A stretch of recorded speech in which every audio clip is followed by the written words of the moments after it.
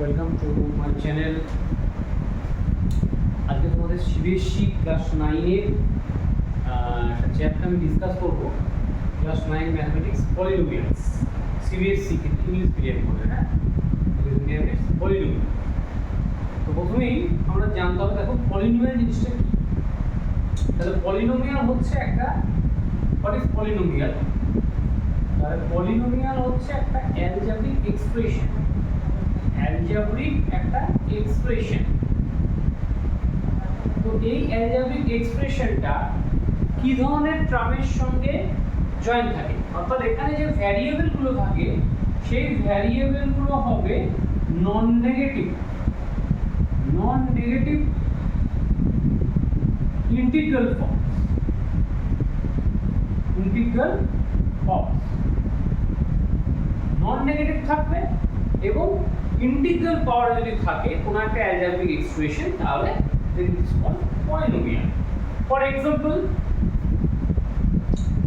আমি লিখছি 3x³ + 2x² + x + 1 which is a polynomial। তো এই পলিনোমিয়ালটার ডিগ্রি কত?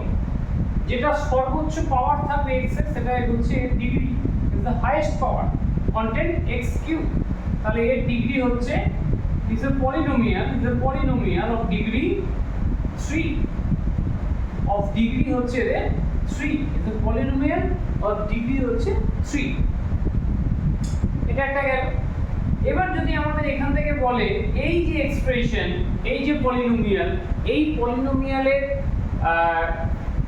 বিভিন্ন যে টার্মগুলো আছে তাদের কোএফিসিয়েন্ট কত?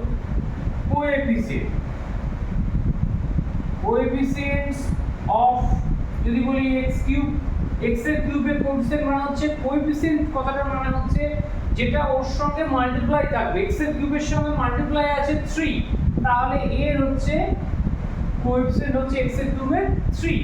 ঠিক একই ভাবে কোএফিসিয়েন্ট অফ x² এখানে 2 আছে, আবার কোএফিসিয়েন্ট অফ x সেখানে কিন্তু 1 রয়েছে।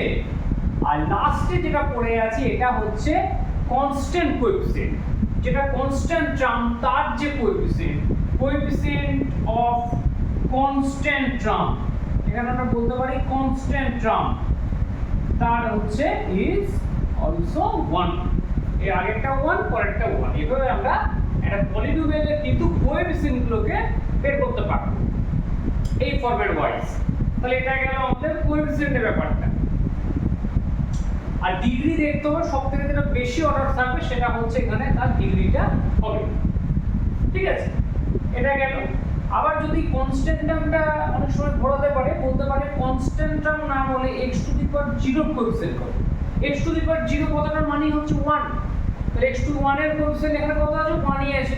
এখানে 1 এর সঙ্গে কিছু না, মানে একটা আমি লিখতে পারি x⁴ মানে 1, তাহলে x⁴ এখানে মাল্টিপ্লাই হয়ে আছে, তাহলে x⁴ coefficient is also 1, that is the constant term. তো হয়ে গেল এই জায়গাটা। এবার আমরা আসবো টাইপস অফ পলিনোমিয়াল। পলিনোমিয়ালের বিভিন্ন টাইপগুলোতে আমরা চলে আসবো, টাইপস। তাহলে হচ্ছে টাইপস অফ পলিনোমিয়াল। পলিনোমিয়ালের আমরা কি কি টাইপ পেতে পারি দেখো। ফার্স্ট টাইপ হচ্ছে মনোমিয়াল। তো এই মনোমিয়াল যেটাকে আমরা লিনিয়ার বলতে পারি, আরো ভালো কথা লিনিয়ার, এটা বললে আরো বেটার হয়। এখানে মনোমিয়ালটা না বলে এটা লিনিয়ারই মূলত বলে। তো লিনিয়ার মানেই হচ্ছে এখানে x এর পাওয়ার থাকবে 1। আমি লিখছি 3x + 2, এই যে জায়গাটা, এটা হচ্ছে একটা আমরা লিনিয়ার ইকুয়েশনের এক্সাম্পল বলতে পারি। ইকুয়েশন, এটা হচ্ছে লিনিয়ার ইকুয়েশনের একটা এক্সাম্পল, কারণ এখানে x এর পাওয়ারে কি আছে? 1 রয়েছে, তাহলে সেজন্য এটা হচ্ছে লিনিয়ার। 2 নম্বরে আসছে কোয়াড্রাটিক। এটা মনোমিয়ালটা না বলাই বেটার, লিনিয়ারই বলবো আমরা, হ্যাঁ লিনিয়ার।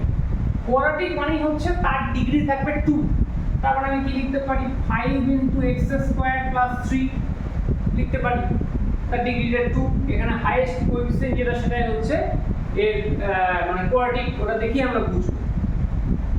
3 নম্বরে হচ্ছে কিউবিক, নাম শুনি বোঝা যাচ্ছে, ডিগ্রি থাকবে 3, হ্যাঁ 4x³ প্লাস 5x² প্লাস 2 লিখলাম।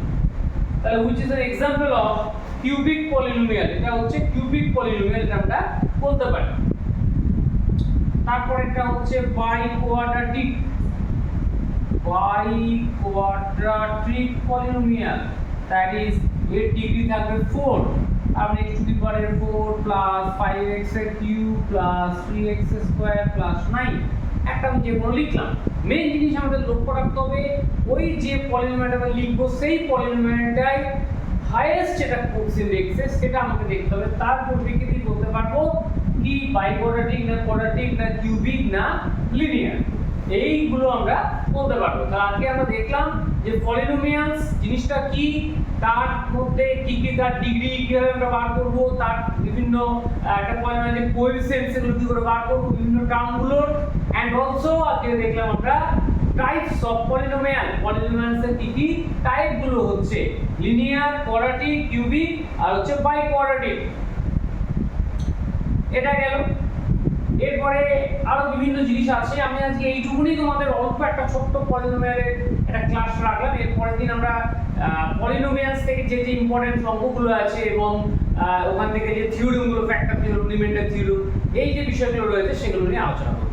ঠিক আছে, ভালো করে এই জায়গাগুলোতে সবাই দেখো, কোনো প্রবলেম থাকলে আপনারা কমেন্ট জানাও, হ্যাঁ চ্যানেলকে লাইক এবং সাবস্ক্রাইব করো।